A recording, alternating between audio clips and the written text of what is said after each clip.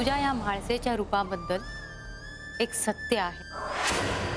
केजुरीत जे घडते आहे त्यामुळे कदाचित तुझ्या मनातून हा विचार निघून गेला असावा। मात्र ह्यामुळे सत्य काय आहे ह्यापासून तू अजूनही दूरच राहशील।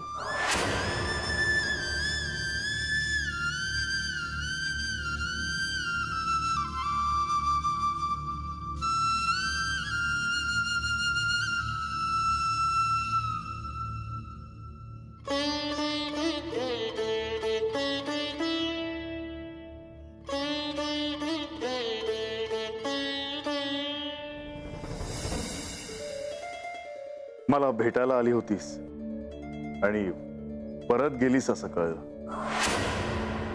हो, प्रधानजी तुमच्याकडे यायला निघाले होते। त्यांना राज्यकारभाराविषयी काही बोलायचं होतं। मग मी विचार केला की एकांतातच बोलूया। अतिशय महत्त्वाचं असं तुला काहीतरी विचारायचं दिसतंय। हो, मी आता जशी दिसते, माझे जे आत्ता रूप आहे त्याच्या मागे काहीतरी पूर्वकथा आहे, ती मला समजून घ्यायची आहे। होय,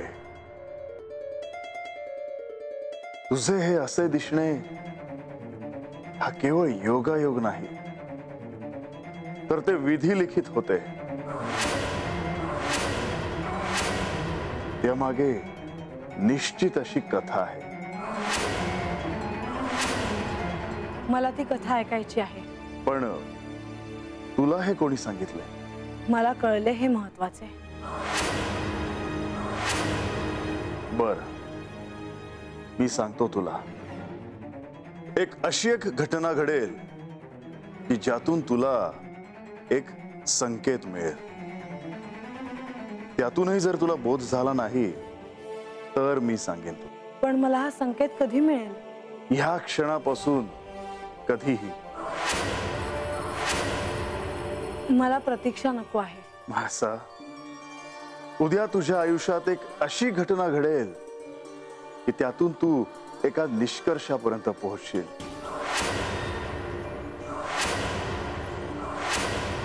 तुझं हे रूप आणखीन कोणीतरी घेतले होते, जे रूप देवलोकांसाठी वरदान ठरले होते। ही इतकी महत्वाची गोष्ट तुम्ही मला या आधी का नाही सांगितली? प्रत्येक गोष्टीचा एक निश्चित असा योग असतो। आता ह्या गोष्टीचा योग आहे। म्हणजे माझे हे रूप देव लोकांसाठी वरदान होते। त्याचे काहीतरी नाव असेल। काय नाव होते? मोहिनी।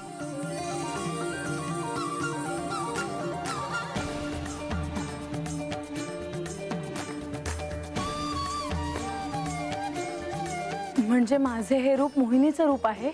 होय म्हाळसा।